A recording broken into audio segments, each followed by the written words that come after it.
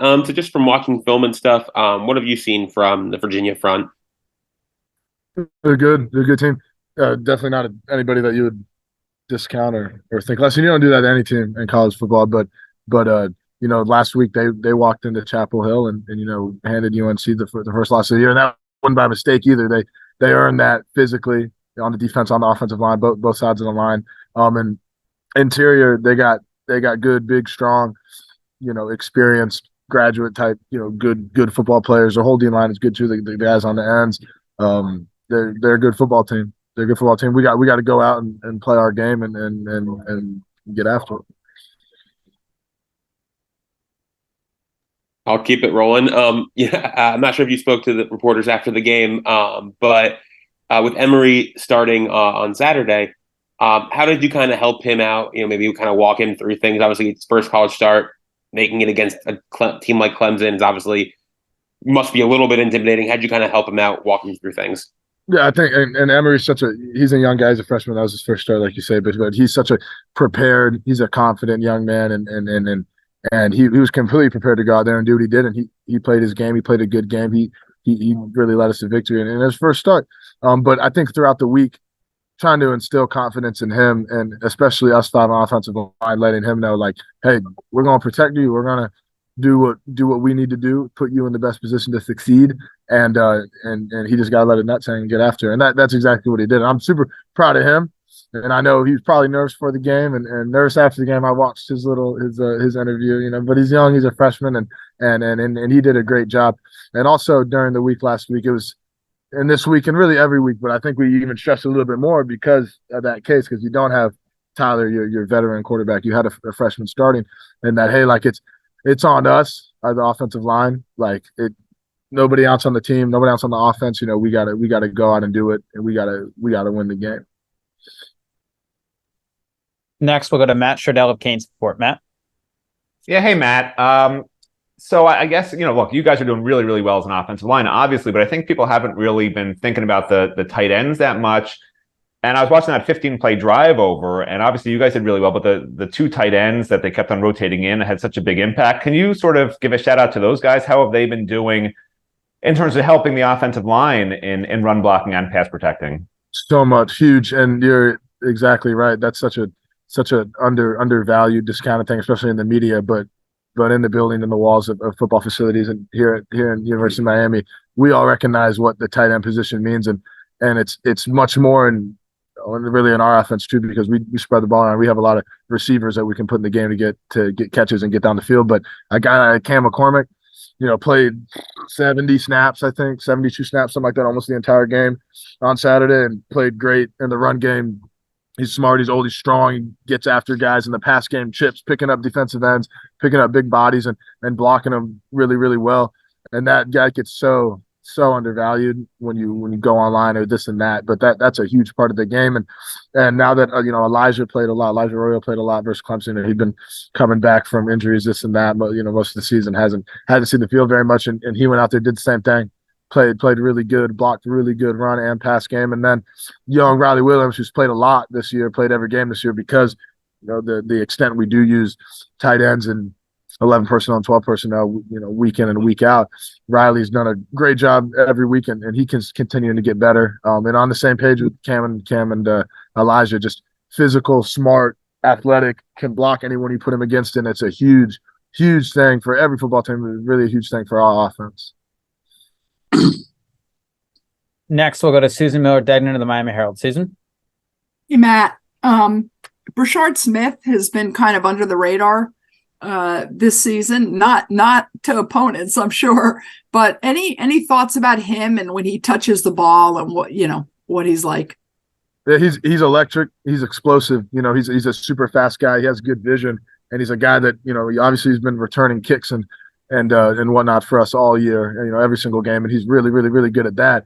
But getting the ball in his hand and in positions on offense where there's a lot of space, and kind of making like a quick screen where it kind of becomes like a punt return, where you get it into a playmaker like his hands that can make a cut, that can beat pretty much anybody or whoever you want against him in a race down the field, like he did the other night on the tight zone that hit in the B gap, and he ran it for whatever 80 yards or 70 75 yards, whatever that was, and no one was going to catch Um, he's doing a great job, and a lot of the season, like I think Coach Dawson said the other day, a lot of the season he was playing some, but not kind of to the extent that he could be, and that really how he could be used as a real weapon, and how we are using him. But he's been building trust all season, and he's a hell of a player, hell of a playmaker, super athletic, and he makes splash big plays for us. Thank you. We'll wrap up for today we'll do two more. Next, we'll go to Marcus Benjamin from Keynes County. Hey, Matt, I just kind of wanted to ask about offensive coordinator Shannon Dawson, and just if you could compare maybe him to maybe other offensive coordinators that you've had in the past, and just his personality and just his play calling ability. Just what kind of impact has he made on this offense? Dude, since he got here, and got here right before spring, a little bit before spring, and kind of installed what he wanted to get into, and what his offensive philosophy is, going through spring, going through summer, going through camp. He's learning, or continued to learn, us and our quarterback and our receivers and our personnel and our offensive linemen and running backs more and more and more. And and we learned him more and more and more, and what he likes to do and what he wants to do and where his kind of mind goes in a game and during the week and whatnot. But he's done an excellent job. He's as a guy, great dude. Love to be around him. Gets after it every day. Always a positive attitude. He's a fun guy that you want to play for. That gives you your flowers. That takes everything you really want in the personality of your offensive coordinator. And just how he approaches the game. Obviously in his history, and being back at University of Houston and whatnot, which I had played against him a few times previously at UCF, being in the same conference and stuff. He obviously likes to throw the ball around, and kind of that's something that he loves to do, is spread it out, throw the ball around the field. But also, during the game and how you're playing kind of is going to define what your offensive coordinator is going to be able to call. So, last week when we were playing Clemson, we start running the ball in the second half and really start being effective with it. Well, as a coordinator and as a play caller and who he is, he's going to be all right. Well, let's stick to this. Let's keep pushing through it. So there's kind of two sides of that. Obviously, he has his philosophy, but what we're doing and what's working for us as personnel on the field, that's going to dictate a little bit of what he calls as well. But he's done a great job, and I love him. We'll wrap up for today with Daryl Streeter from Footballville. Daryl? Hey, Matt, I got two questions. You've been in a lot of huddles. As the game grew on, talk to us about what you saw from Emory in the huddle. Could you tell that he was settling in? Yeah, and I play one, snap one. He had his nerves about him. He wasn't freaking out or anything like that. But undoubtedly, as the game goes on and as he gets more comfortable and more confident, and hey, now he's played 50 snaps or whatever, and however many snaps he played that game, it was 80, 75, whatever it was. But through, you get to the first half and he gets to see the field, what the defense is doing, and gets more comfortable with his arm and what he's looking at. There is more confidence in the huddle and more in a more commanding kind of style of a quarterback. But for his first start, and he's a freshman, he's a young guy. He did a great job, and Emory's a hell of a player. He's got all the tools you want. He's a big dude to throw the ball around the field. He's smart, and he's going to continue to grow. He's going to be a really, really good player. What's your thoughts on Ja'Carri Brown? JB does a great job. Same thing, there's nothing absolutely bad, nothing to say about JB. He's through camp and through the season, he's done an excellent job of, when his name gets called, or when maybe they want to add something that is more tailored toward him a little bit, which obviously we haven't used much, but being able to have him back there as a more athletic guy that can run around. But, JB can throw the ball too, and I think he's done a really good job of being a really positive and supportive teammate and keeping his morale very high, given that, Emory is the second string quarterback. But absolutely nothing bad to say about JB as a guy, as a player. Nothing. He's done a great job, and he's continuing to develop. And he's been a really, really good dude. Matt? Oh, hey, Francis. We haven't talked to you in a little while, and obviously you're doing really well. So I was curious, now you're more than halfway into your freshman season as a starter. Has it been easier than you thought it would be? Have there been some roadblocks? Do you think your play can be a lot better than what you're already showing? Have you met your own expectations, surpassed them? Just sort of weigh in on where things stand with you and how you think you've done. Yep. I'm still improving. There's no no other word to say it, but still improving. I learned from everyone on the offensive lineman, from Dylan Rivers, Matt Lee, Coop, and Javo, and also learning a lot from Coach Mirabal. He's been teaching us a lot and showing us what to do, how to do it, and why we do it as an offensive group. Our next question comes from Adam Lichtenstein of the Sun Sentinel. Adam? Hey, Francis, how's it going? I'm doing good. How you doing? I'm good. So obviously you guys got a huge win on Saturday. Program hasn't beaten Clemson in a while. Snapped a losing streak. I can go on and on about how important of a game it was. Are those the kind of wins that you imagined when you committed to Miami, signed with Miami, and we're hoping to see quickly? Nah, nobody wants to lose, but at the end of the day, it is what it is. We played our game, and we just need to improve on some other stuff we need to handle during practice, and we clearly do that with Clemson, with turnovers and penalties. But yeah, we've improved a lot, and those two losses, we just got to move on from it. We can look back at after the season, but it's just on to the next. Next, we'll go to Susan Miller-Degnan of the Miami Herald. Susan? Hey, Francis. Any thoughts on Brashard Smith? And he had some big plays, obviously, last week. What it's like when he touches the ball, and I have some follow. Yeah, Brashard Smith is he's very fast and very explosive off the ball. With the Clemson game, he did his job, and all props to him for speeding up and making other guys miss him and take it downfield. But yeah, he's one explosive guy. I think we should put some ball on his hand pretty often now. But yeah. And also, if you guys win this game coming up, you'll qualify for a bowl. And it's been a while, and I know you're a freshman, but just what that would mean to the team and what you've always imagined like a bowl would be like. Yeah, I've always wanted to play in a bowl game, but I guess we have a chance now.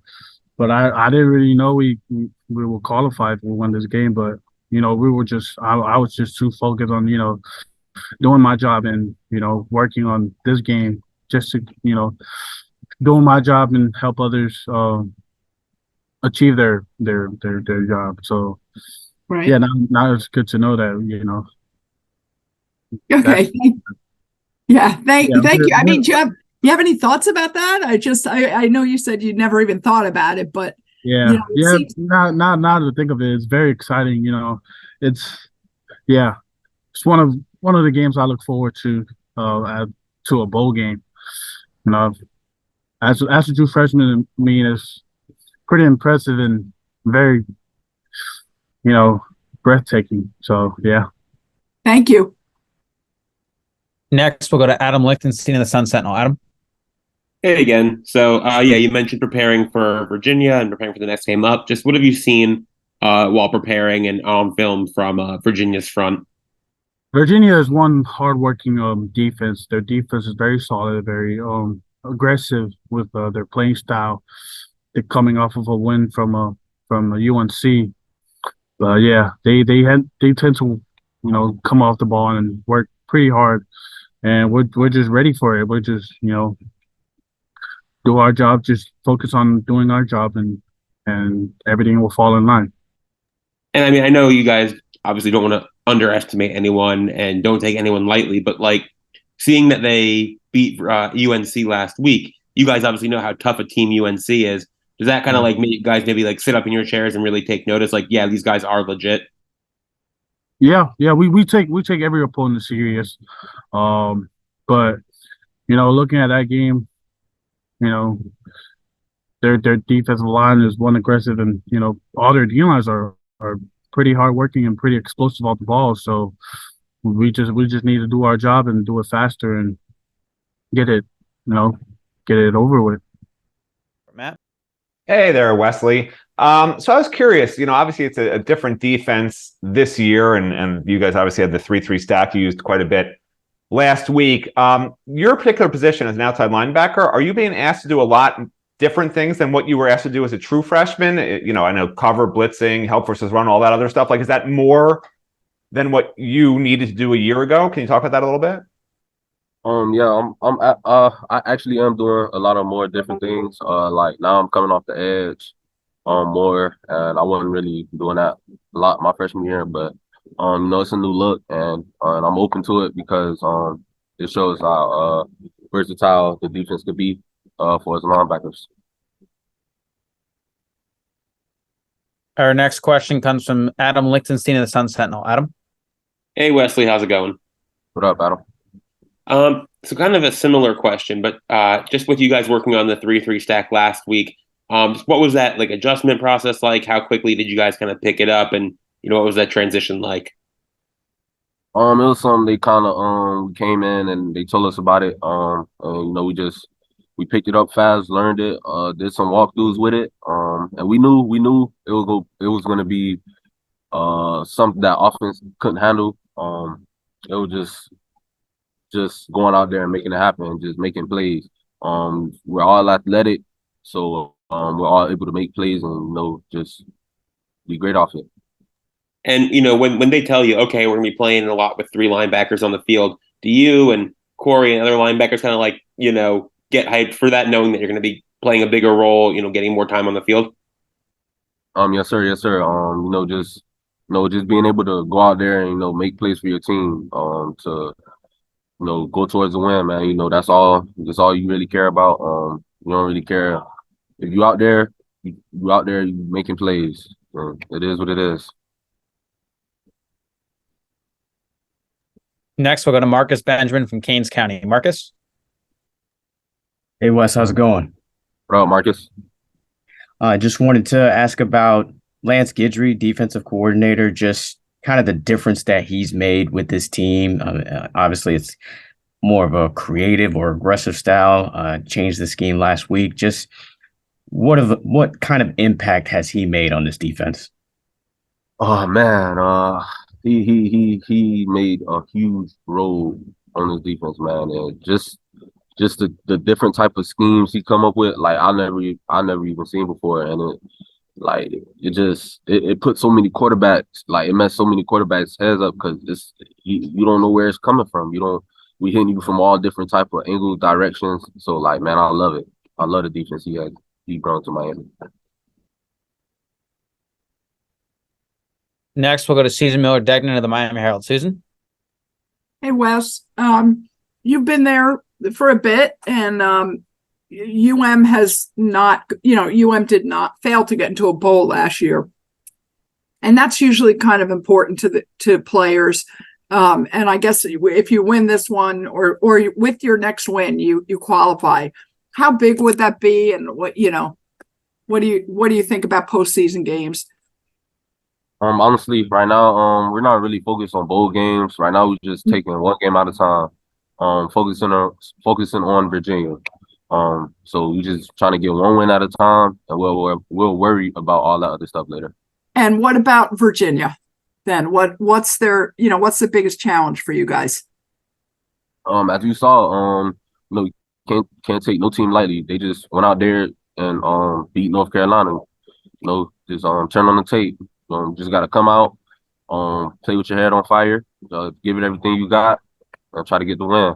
That was were you at Virginia last year for that game, overtime game? That was insane. Yeah. Just some memories of that. What was that like? That must have been so nerve-wracking. It was, man. Just going back and forth. Got to get a stop. Just going back and forth. It was nerve-wracking, but at the end of the day, we came through and we got the win. That's all that matters. Okay, thank you. Our next question comes from Adam Lichtenstein, the Sun Sentinel. Adam? Hey again. So we haven't seen a ton of the freshman linebackers getting in on defense during games. What have you seen from them? Just during practice, kind of on a day-to-day basis? Oh man, they're working, man. Their time might not be here yet, but it's definitely gonna come. It's just a everyday process, man. Just paying attention to when coach is talking, to just taking notes, just asking us questions, man, and us helping them out, man. It's gonna be they're gonna be good. It's just a day by day process. Yeah, can't wait for the future. And then also just speaking of freshmen, seeing Ruben kind of flourish, last couple weeks. Obviously, you guys, teammates in high school, both Miami Central guys. What's it like seeing him, kind of blossom so quickly? Honestly, it's nothing new to me. I knew what he was gonna come in here and do because I've seen it before in high school. So it's nothing new to me. I knew Ruben. I know the type of player Ruben is, and I know when he wants something, he gonna get it. So that's all it is. Ruben's just Ruben. To me, it's new to everybody else. We'll go back to Susan Miller-Degnan of the Miami Herald. Susan? Wes, Brashard Smith, I want to ask you about him. He's been making some big plays for you. When you're sitting there watching him making kick returns or taking a handoff, what's going through your mind? What was it like on that long run last week? Honestly, I've been seeing the talent that Brashard had. I'm just happy to just see him flourishing, making plays, just doing what I know he could do. And man, that's all as a team we can ask for. Just him giving it his all at receiver, running back, it doesn't matter. When he touches the ball, you're gonna make a play. And I truly do that. What's he like as a teammate? What's his personality like? He seems, kind of quiet. Nah, Brashard's not really quiet. He gets along with all his teammates. Hardworking guy. Just waits on his opportunity. And that's exactly what he does. When he gets his opportunity, he executes and he gets the job done. Okay, thank you. Because he already wanted to go that way, so I just took him that way. Our next question comes from Susan Miller-Degnan of the Miami Herald. Susan? Corey, what's the last week been like for you? I mean, you might not call yourself a hero, but a lot of people do. What's it been like? I'm sure people have been talking to you about that. Right. Yeah, people have, of course, and I've appreciated all of it. But I'm a strong believer of Christ and believer of God, so I just have to give all praise to Him and my family back home for keeping me level-headed and keeping me in the middle, and my teammates also, because you can't get too low or you can't get too high. You have to stay in the middle, stay, in between. But it's good to celebrate, but also you have to have a balance of, it's next, because like this week we have Virginia. So that's the only thing that's been on my mind, honestly, Susan. But like you said, people have been coming up to me and I appreciate it. I really do. But I got to play Virginia this week. So. I definitely want to ask you about Virginia, obviously. Tell me about their offense. And I mean, I was at the game last year and it was insane. Talk about overtimes, 4 overtimes. Any memories from that and, what you got coming forward for you? Yes, that was the game last year. That was the longest game I've played, I think, in my life as far as the overtimes. And so it's one game I will always remember. But they're a good team. They're an explosive team. They got good players. We have good players too, but they have good players. I mean, the quarterback can run. Their receivers can run. Their running backs are really good. They're a really good team, So I'm excited just to compete. We're excited to compete and just play the next opponent. And that's all it's about. It's that next Saturday, just being able to see a different color jersey across from you and being able to compete and execute everything you've been practicing. So. That game last year, I was asking Coach Cristobal this. How much does it help having gone through some intense timeouts, for any future, does it give you guys more confidence or how does it help? I mean, I feel like it always helps for me personally, just to hear that extra reminder of they could run a jet sweep here or maybe like a swap fit with a tight end and then you got to fit this A gap. Just hear that extra reminder from my coach. Yeah, I think that could just help just to get that extra bug in my ear another second before I want to go back out. But that's just for me personally, and I think it helps the team. defensively also, just to hear. But some guys don't really like that. I don't want to say be not to be coached, but just to hear a lot of stuff. But for me, I like it, and it helps me just get some more reminders. Thank you. Yes, ma'am. No problem. Next, we'll go to Marcus Benjamin from Kings County. Marcus. Hey, Corey, wanted to ask about defensive coordinator Lance Guidry and just the difference that you've seen that he has made, being that you've been here for a few years and you've seen, different coordinators through the years here. Yeah, man, Marcus, you're making me feel like I'm very, very old. So I'm on a few years, man. It's only my fourth year, bro. But no, he's a really good DC, man. The thing I like about Coach Guidry is he comes out with the same energy every single day since day one. Since he first got here, been the same guy. And for a guy like that, you got to show nothing but respect for him. He's pretty fair for the most part. He's very fair. He gives everybody opportunity. But the thing I like about him the most is he let his coaches coach, and he's just the DC. So he lets every position coach. He doesn't try to manhandle like I'm. You know what I'm saying? It's a true he lets his position coaches coach, and he stays on us every day, man. He brings the same juice and energy, and you just gotta respect a man like that, So I appreciate it, and we appreciate his aggression going into the game, and I like how he tells us what he's thinking and what he's thinking about doing here, and what he's thinking about doing there. It's a pretty good defense to play in, man. It's exciting, and it wreaks havoc. We'll wrap up for Corey with Adam Lichtenstein of the Sun Sentinel. Adam. Hey again, not trying to continue the train of making you feel old, but you've been here for a couple of years, and you've been on some teams that have had some skids. How important is it to basically stop bad momentum, like to get a win and stop a 2-game losing streak from turning into 3? How much does that help your guys' morale and attitude? I'm sorry, the question was how bad is it to stop it, or just how important is it and how much does it help the team's morale to stop a 2-game losing streak from turning into 3 and kind of lasting for longer and longer, because you've been through some bad streaks like that. Right. I mean, it helps it a lot, man. And it also it builds confidence because it shows that you can overcome adversity, and when you get through that, it's like, man, we got through it. We got through it together. But I think it goes back to when I was answering Susan's question earlier, man. You can't get too high and you can't get too low either. You have to stay in between and keep getting better while you in between, because it comes up the chips at the end, and that's the thing that I know that we understand now, and we see that, and we have to take it day by day. And again, we can't get too high, we can't get too low. Just got to focus on one opponent at a time and keep getting better, man. That's all it's about. Win or lose, just getting better and taking it one day at a time.